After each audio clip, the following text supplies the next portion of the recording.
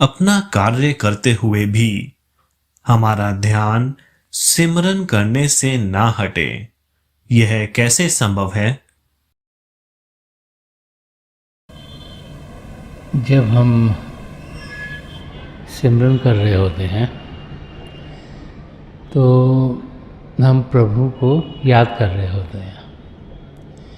वो समय जबकि हम कोई मानसिक काम ना कर रहे हों, क्योंकि जो सिमरन है वो मन से किया जाता है, मन ही मन किया जाता है, ज़बान से नहीं। तो जब हम कोई कार्य कर रहे हों जिसमें कि हमारी एक्टिविटी मेंटल नहीं है, शारीरिक रूप से कुछ कर रहे हो, तो हम सिमरन कर सकते हैं।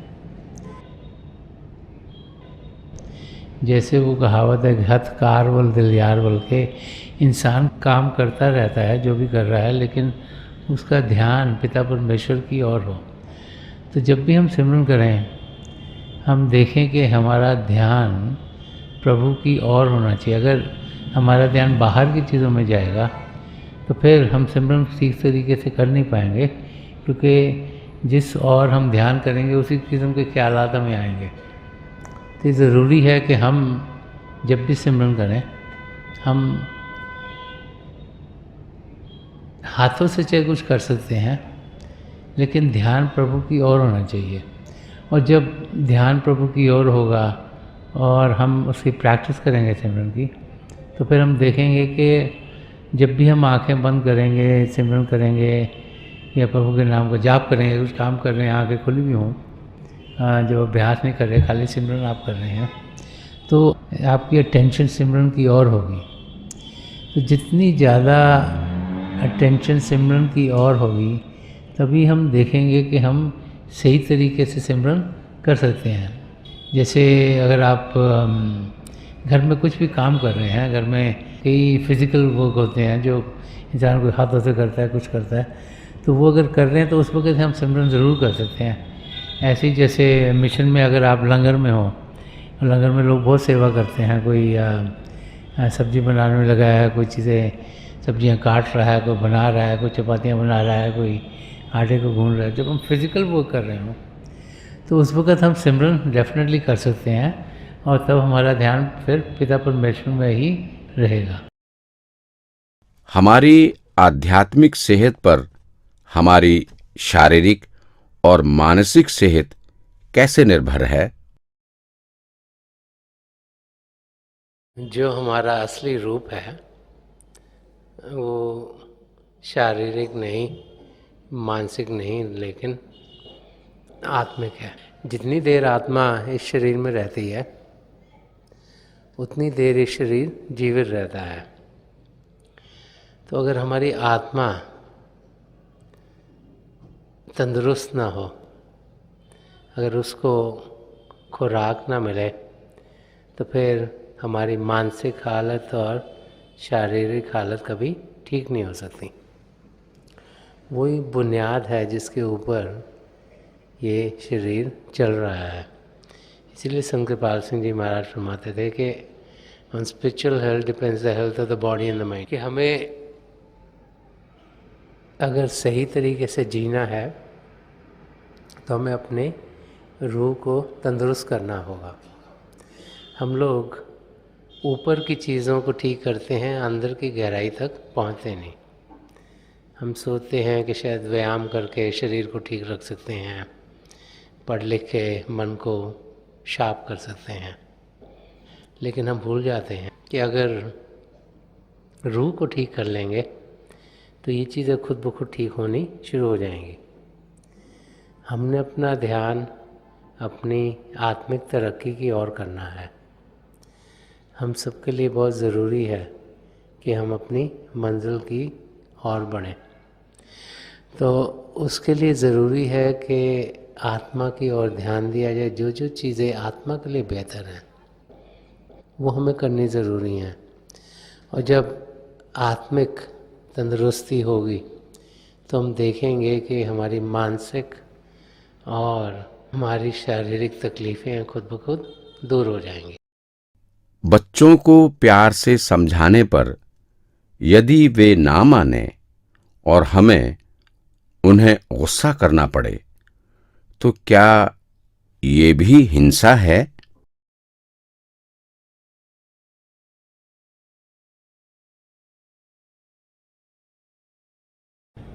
जितने भी पेरेंट्स हैं उनको जब बच्चों से डील करना पड़ता है तो उनकी ज़िंदगी में हलचल बढ़ जाती है। बच्चे नादान होते हैं, कई चीज़ें जल्दी समझते हैं, कई चीज़ें देर से समझते हैं, कई चीज़ें समझने के बाद भी नहीं समझते। तो इसलिए पेरेंट्स जब बच्चों से डील करते हैं तो उन्हें बड़े पेशेंटली डील करना पड़ता है, शांतिपूर्वक डील करना चाहिए। हम सब चाहते हैं हमारे बच्चे अच्छे इंसान बने, हम चाहते हैं उन्हें हम अच्छी अच्छी चीज़ें सिखाएं, लेकिन कई बार जो हम बच्चों को सिखाते हैं वो अपनी ज़िंदगी में ढालते नहीं, तो इंसान को गुस्सा आ जाता है। कोशिश करनी चाहिए कि उस गुस्से को हम रोकें और बड़े प्रेम से और प्यार से ही बच्चों को हम समझाने की कोशिश करें। हर एक चीज़ को समझाने का कोई ना कोई तरीका होता है। अगर हम प्यार से अपने बच्चों को समझाने की कोशिश करेंगे तो हम देखेंगे आस्ते आस्ते आस्ते वो ज़रूर समझ जाएंगे। गुस्सा इंसान की अपनी हलचल का बाहर आना है।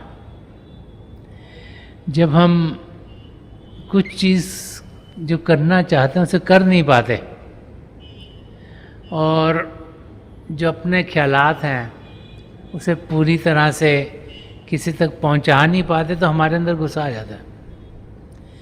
तो गुस्सा एक इंसान की अपनी शॉर्टकमिंग है। गुस्सा बच्चे पर आया या किसी और चीज़ पर आया, उससे हिंसा होती है। तो अपने आप को, इंसान को शांत अवस्था में रखना है। जो भाई बहन भजन अभ्यास करते हैं, जो अंदर से शांति पाते हैं, जो प्रभु की नज़दीकी पाते हैं, उनकी ज़िंदगी ही शांत रहती है। नहीं तो मन हम सबका इतना चंचल है कि कुछ ना कुछ हलचल हमारे अंदर हर समय क्रिएट करता रहता है और उसमें इंसान गुस्से से भरपूर हो जाता है। पहले उसके विचार उस किस्म के होते हैं, फिर उसके बोल उस किस्म के होते हैं। तो हमें पूरी कोशिश करनी चाहिए कि हम किसी को भी गुस्सा ना करें, चाहे वो बच्चे हों चाहे कोई और हो। और उसके लिए सबसे पहले हमें अपने आप को शांत करना होगा। जो भाई बहन अपने आप को शांत कर पाते हैं वही अपनी मंजिल तक पहुँचते। एक मुहावरा है कि the strongest man is not the greatest wrestler, but the strongest man is that who has control over his anger. कि जो सबसे ताकतवर इंसान है वो नहीं कि जो सबसे बड़ा पहलवान है। सबसे ताकतवर इंसान वो है जिसने अपने गुस्से को काबू में किया है। हम बिना थके भजन अभ्यास को कैसे लंबा करें? भजन अभ्यास एक प्रैक्टिस है और प्रैक्टिस जैसे जैसे इंसान ज़्यादा करता है वैसे उसकी प्रैक्टिस और बेहतर होती है। अगर आप एग्ज़ाम्पल लें कि किसी इंसान ने मैराथन रन करना है जो कि 26 मील की रेस होती है, तो पहले दिन ही सोचेगा कि मैं 26 मील भाग लूँगा, तो ऐसे मुमकिन नहीं है। तो पहले दिन शायद वो आधा मील भागता है, फिर उसको क्योंकि रोज़ाना भागता है थोड़ी देर में 1 मील भागना शुरू हो जाएगा। जैसे जैसे समय बढ़ेगा 1 से 5 मील तक पहुंच जाएगा, 5 से 20 मील तक पहुंच जाएगा और फिर मैराथन में वो भाग सकता है। तो जैसे जैसे हम प्रैक्टिस करते हैं हम वो चीज़ और देर के लिए कर सकते हैं। तो भजन जब हम करते हैं, तो जब हम रोज़ाना भजन अभ्यास में बैठेंगे तो हम देखेंगे कि हम थके बगैर आसानी से समय को बढ़ा पाएंगे। हम देखेंगे कि अगर हमने आधे घंटे से शुरू किया है अभ्यास करना, तो आस्ते आस्ते वो आधे घंटे से पौना घंटा हो जाएगा, उससे घंटा हो जाएगा, उससे 1.5 घंटा, 2 घंटे, 2.5 घंटे। और समय के साथ आस्ते आस्ते आस्ते जिस समय के लिए हम बैठ सकते हैं वो बढ़ता चला जाएगा और उसमें हमें कोई थकान होगी नहीं। तो जो की है वो है कि रोज़ाना अभ्यास करना, बाकायदे से ही करना, इसको प्रैक्टिस करना। और जैसे हम प्रैक्टिस करते रहेंगे, रोज़ाना करेंगे, तो हम ज़्यादा देर के लिए आराम से बैठ पाएंगे। वर्तमान क्षण में जीने का क्या अर्थ है? वर्तमान क्षण, living in the current moment, उसका अर्थ या मतलब ये है कि हम हर एक क्षण को सही तरीके से इस्तेमाल करें। टाइम किसी के लिए रुकता नहीं, चलता रहता है। घड़ी को भी देखो तो टिक टिक टिक टिक करके चल रही है, उस समय गुजर रहा है। अगर उस समय का हमने फ़ायदा नहीं उठाया तो वो क्षण पास में चला जाता है कि गुजर गया, उसको हम वापस बुला नहीं सकते। तो महापुरुष समझाते हैं कि जो क्षण चला गया, अगर उसका हम फिक्र करेंगे तो उसका कोई फ़ायदा नहीं, तो निकल गया है, वापस आ ही नहीं सकता। जो क्षण आना है उसके लिए हम प्लान कर सकते हैं, लेकिन प्लान कब करेंगे? इसी क्षण में। अगर इस क्षण में भी नहीं प्लान किया तो ये भी गुजर गया।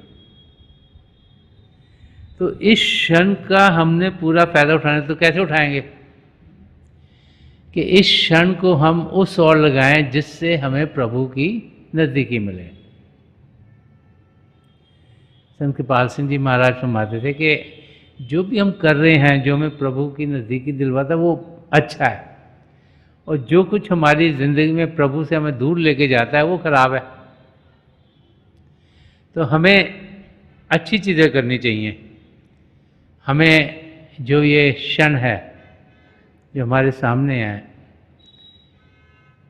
इसको उस तरीके से गुजारना है ताकि ज़िंदगी का जो मकसद है, जो अपने आप को जानना है और पिता परमेश्वर को पाना है, वो पूरा हो जाए। तो इस क्षण में हम क्या क्या कर सकते हैं? सबसे पहले तो इस क्षण में हम सत्संग में जा सकते हैं। जिस सत्संग में जाएंगे वहाँ सच्चाई सुनने को मिलेगी, महापुरुषों के वचन सुनेंगे, तो हमारे अंदर प्रभु को पाने की इच्छा जागृत होगी। वो समझाएंगे कि हम भजन अभ्यास करें, तो इस क्षण में हम सिमरन कर सकते हैं, मन को शांत कर सकते हैं, भजन अभ्यास कर सकते हैं, अंदर की दुनिया में बढ़ सकते हैं।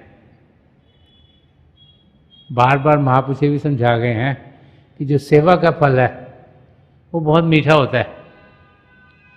तो इस क्षण में जब हम सेवा करते हैं, जब किसी के मददगार होते हैं, इस करके नहीं कि वो हमारी मदद करेंगे जब हमें मदद चाहिए, लेकिन इस करके कि हम चाहते हैं कि उनकी ज़िंदगी में कुछ अच्छा ही आए, जो कुछ तकलीफ़ है वो दूर हो उनकी। तो किसी की मदद करना निष्काम सेवा भाव से, वो क्षण का सही फ़ायदा उठाना है। तो इस क्षण में जीने का मतलब है कि वो कार्य किए जाएं जो हमें प्रभु की नज़दीकी देंगे। जब ऐसी ज़िंदगी जिएंगे तो हम देखेंगे कि हम अपने मकसद को बड़ी आसानी से पा लेंगे।